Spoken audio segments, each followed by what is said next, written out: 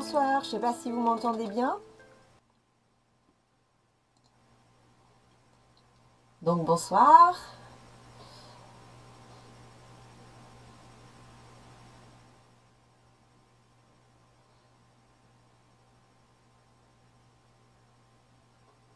Bon, tout a l'air de bien fonctionner, je contrôle, ça a l'air d'aller.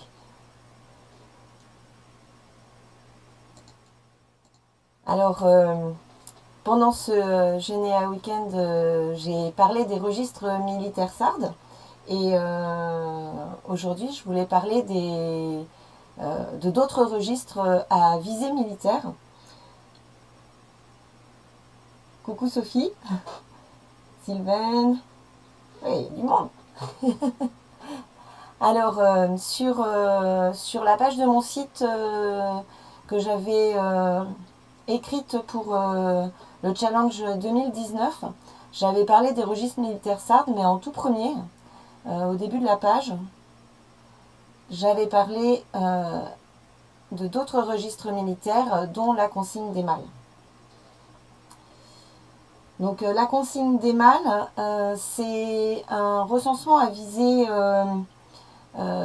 militaire qui avait été mise en place en 1713, mais malheureusement pour la Haute-Savoie on ne conserve que celle de 1726. Donc c'est un recensement en fait de tous les hommes d'un village à une date donnée en 1726.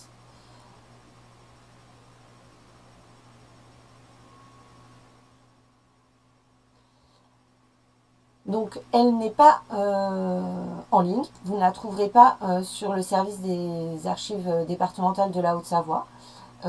Pour la Savoie, je n'en sais rien du tout, puisque je n'ai quasiment aucun ancêtre en Savoie. Ils sont tous en Haute-Savoie. Donc ceux que j'ai sont en Haute-Savoie. Et là, aujourd'hui, je voudrais chercher un ancêtre. Donc je vais...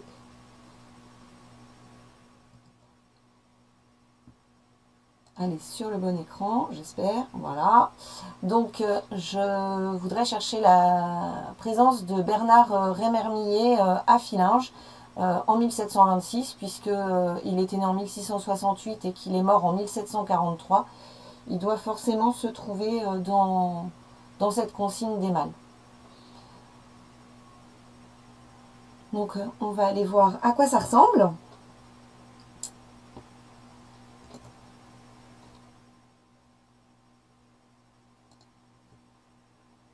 Donc ça ressemble...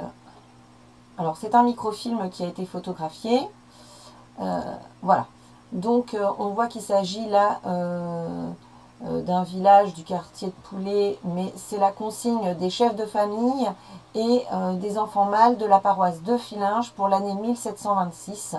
Et on a la chance que ce soit classé par ordre alphabétique. Alors Sophie, pas la consigne des mâles. J'ai photographié pas mal de choses aux archives d'Annecy, mais là ça a été photographié par les marmottes de Savoie. Voilà. Donc ça c'est la lettre A, donc on va jeter un œil, mais moi je cherche Rémermillet, donc ça sera soit à R soit à M. Donc on voit Pierre, fils de feu Pierre Agnier, Cossé, garçon laboureur âgé de 23 ans, il est tout seul dans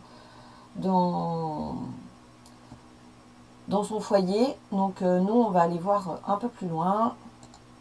On va chercher s'il ne serait pas aux lettres M, donc les B, les C, les D, pas mal de D, la famille de Croux qui est très présente, F, il n'y en a pas beaucoup, les G, H, J, M, on vient de passer M, oui, il n'y a pas grand monde, il n'y a qu'un seul foyer, donc c'est sûr c'est pas eux, les N, les P, P, Q et les R, voilà, donc là on va atteindre les Rémermillés. Donc moi je cherche un Bernard. C'est pas mal de savoir le nom de son père. On va retourner voir son père. Donc Bernard, il est fils de Nicolas et il a pas mal d'enfants, il a plusieurs garçons. Donc on devrait trouver un foyer avec quelques personnes, dont un Bernard, fils de Nicolas. Donc on y retourne.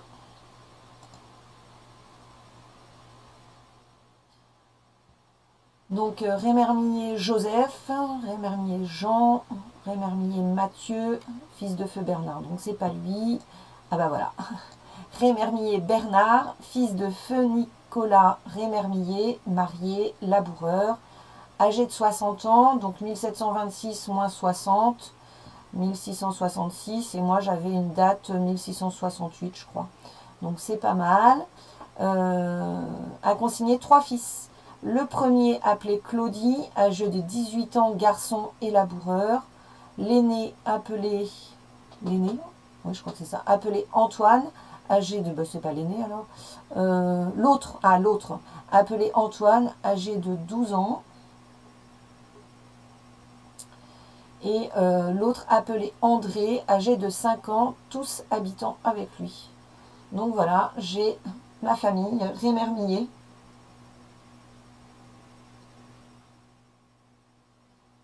Alors oui, on consigne pas des bouteilles, là on consigne des garçons. Donc c'est un recensement des garçons. Donc là j'ai la famille au complet au niveau des garçons. Il n'y a pas les filles, mais on a quelques filles puisque quand le mari est décédé, c'est sa veuve qui présente le foyer. Donc on doit bien en avoir quelque part. On va voir si on en trouve. Donc là c'est que des garçons. Jean, Louis, François, Jean, Mathieu, Louis, Émile, Laurent, Claude. Alors là, est-ce qu'on en a? Pierre, non, que des garçons. On va chercher un foyer avec une femme.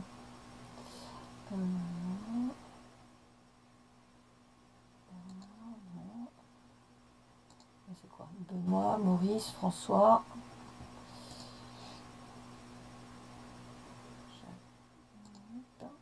Étienne, Laurent, Antoine, Laurent, Joseph. Je ne sais pas si on va en trouver un. Alors là, oui, dans la consigne des mâles, il n'y a pas de femmes à part les veuves.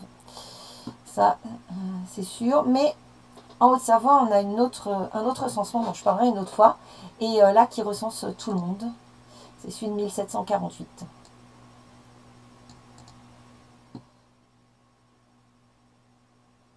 Alors, ils sont consignés des tout petits. Là, voilà. L'autre, appelé Claude, âgé d'une année. Donc, ils sont consignés des tout petits. Et on va s'arrêter. Voilà, Françoise. Ça tombe bien, voilà une femme. Françoise, fille de feu Claude François Bernard Gonin, veuve de Jean-François Bernardon, âgée de 40 ans, sans profession, a consigné 3 fils. Le premier, appelé Nicolas, âgé de 26 ans, garçon, demeurant avec elle. Le second, appelé Joseph, âgé de 25 ans, valet de Joseph Rébon chez Bayard depuis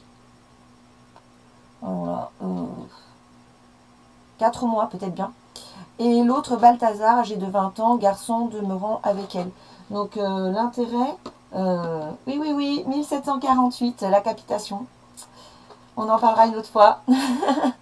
Donc là, c'est Françoise qui présente sa famille, vu qu'elle est veuve, et on voit les professions, les âges, et on voit ceux qui sont placés valets ailleurs. Donc ça, c'est bien pratique. Sophie, pour la Savoie, il va falloir te renseigner pour savoir s'ils en ont conservé ou pas.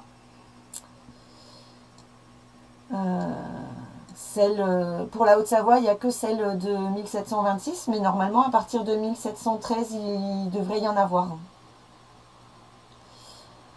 Donc là, il y en a une autre femme, Claudine, fille de feu Bernard Gonin, veuve de Pierre Dunant, sans profession, 60 ans, 4 garçons qui habitent avec elle et non mariés.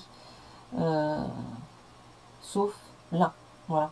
Donc des fois on a les petits enfants, ça dépend des familles, il y a des grandes familles, on peut avoir plusieurs valets qui sont dans la famille, donc du coup on peut retrouver certaines personnes qui sont consignées dans le foyer de leurs parents est consigné en tant que valet dans la famille où il travaille. C'est variable. Donc elles sont pas toutes dans le même état. Alors sur mon site, je vais y revenir. Sur mon site, qu'est-ce que j'ai mis? Est-ce que ça revient? Ouais. Donc sur mon site,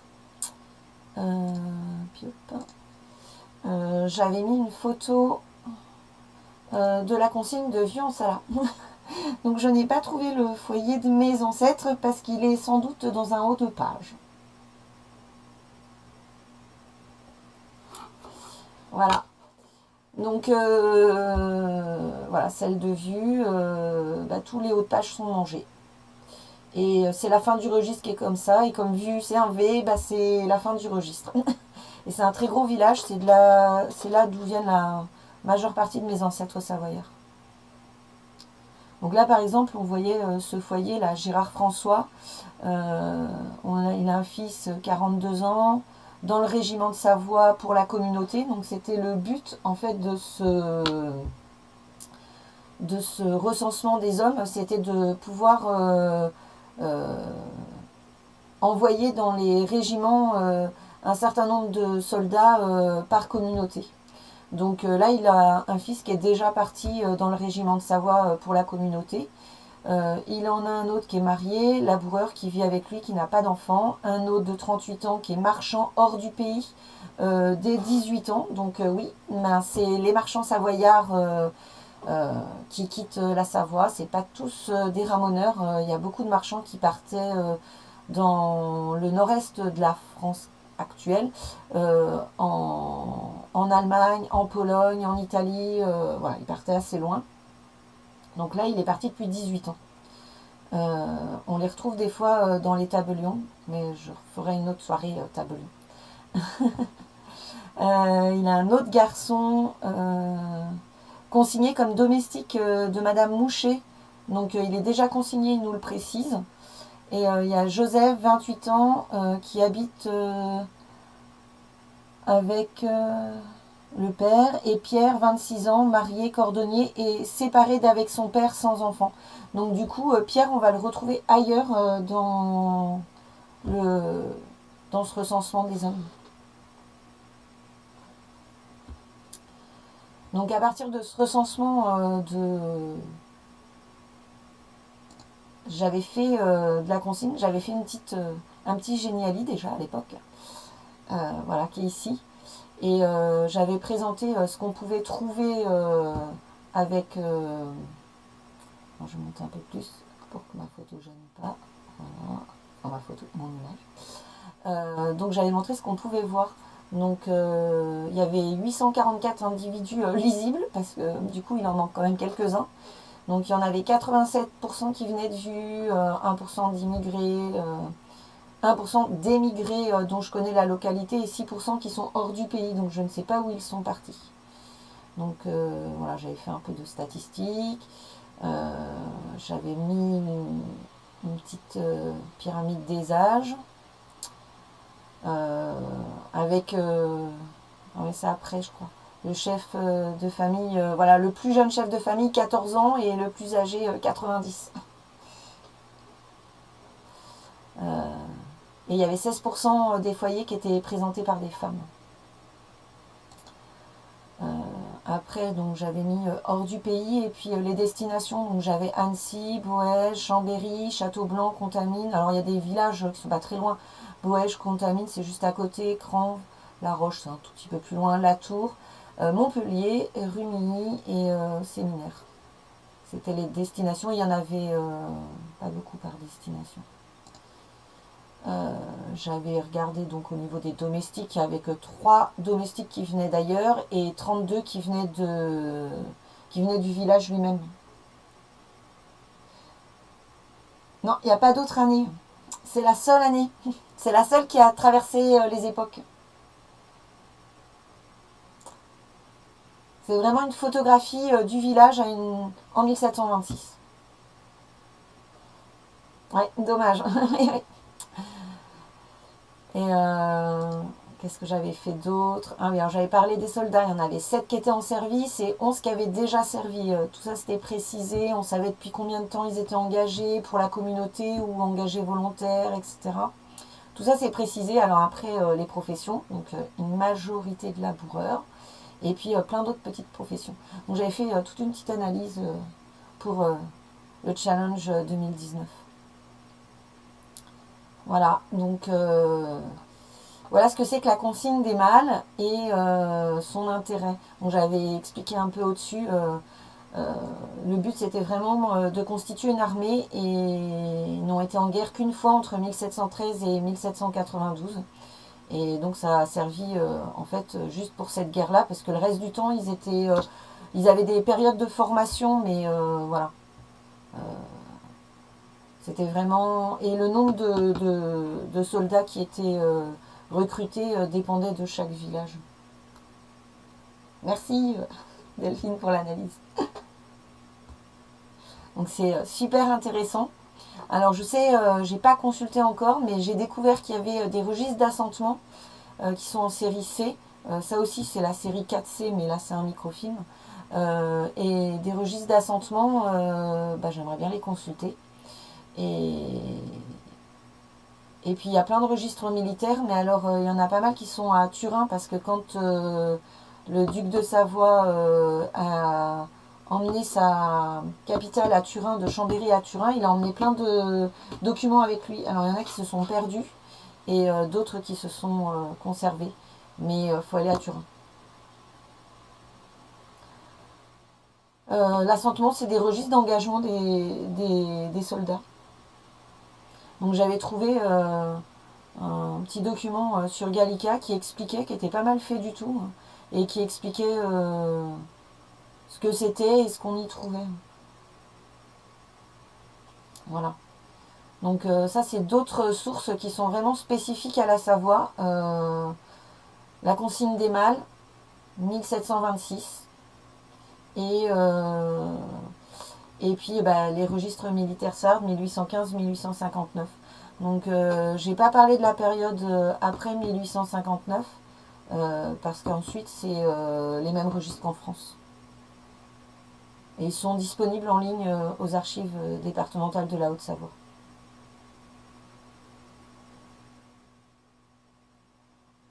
Bah oui Sophie, il va falloir chercher.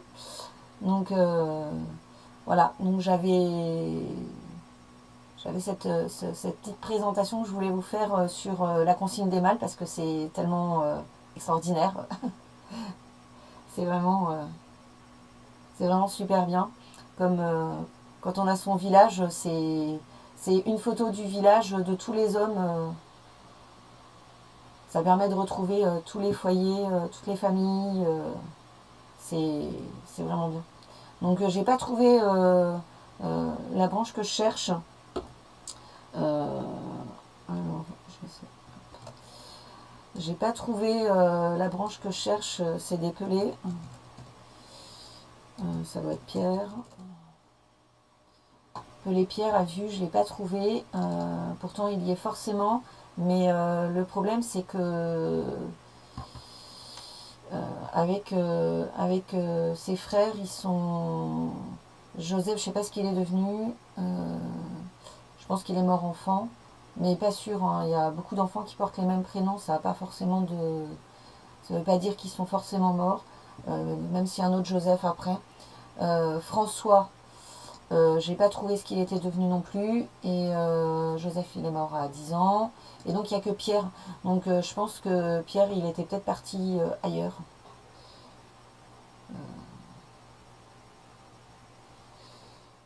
Donc, il était peut-être parti ailleurs. Ou alors, il est dans le haut des pages qui sont mangées. C'est l'un ou l'autre. Il n'y a pas beaucoup de chance à ce niveau-là. Donc, j'ai pas sa consigne.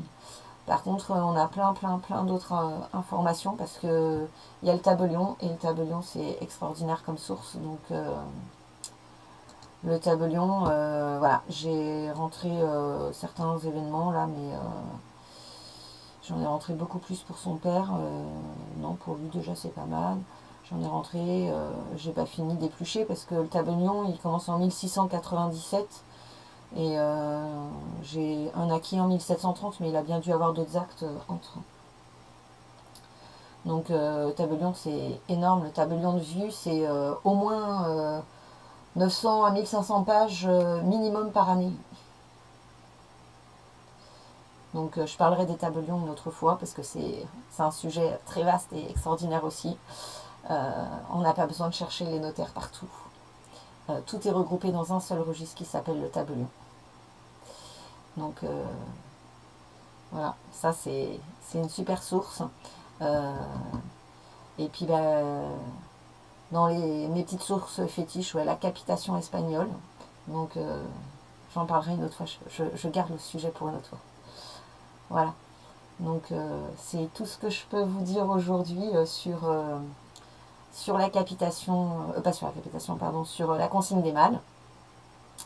Voilà, c'est super riche. C'est super riche. Et puis maintenant, je vais pouvoir rentrer la consigne de Bernard. Voilà. Comme elle est par ordre alphabétique, c'est bien pratique aussi. Alors, je ne sais pas si c'est comme ça dans tous les villages. Je me demande s'il n'y a pas des villages où c'est par lieu dit. Mais c'est pratique aussi, quoi.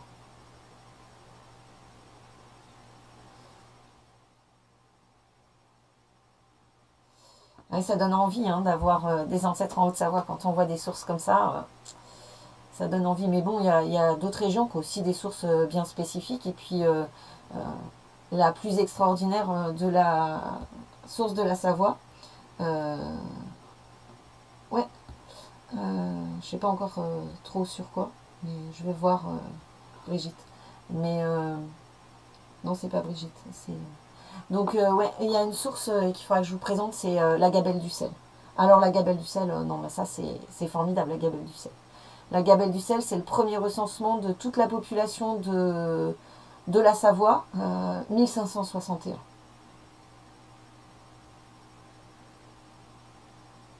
Donc 1561, tous les habitants de la Savoie.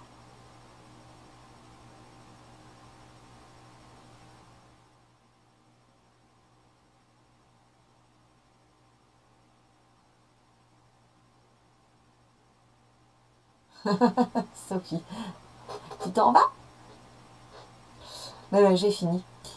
J'ai pas grand chose d'autre à dire. Euh, Là, les rémermiers, c'est une branche que j'ai pas travaillée parce que je l'ai débloquée il y a pas longtemps. Je l'ai débloquée il y a pas très longtemps parce que Marie, j'ai pas son mariage. J'ai ni son mariage ni son contrat de mariage avec Claude Dufresne. Donc une Marie Rémermillé à Filinge, il y en avait plein. Donc j'ai fini par la trouver par des chemins détournés, mais j'ai fini par trouver ses parents. Mais du coup, j'ai débloqué la branche il n'y a pas très très longtemps.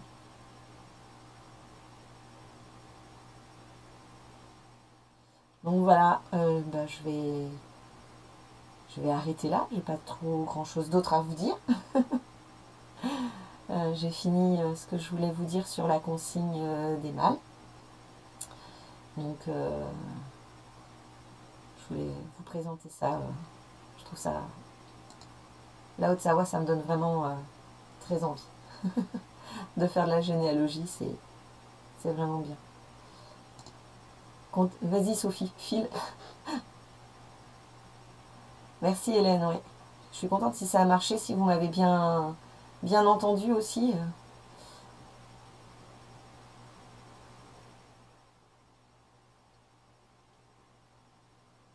Merci Delphine.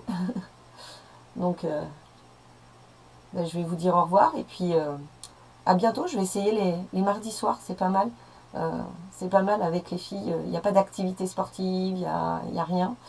Euh, donc je vais essayer de refaire un mardi prochain. Au revoir tout le monde.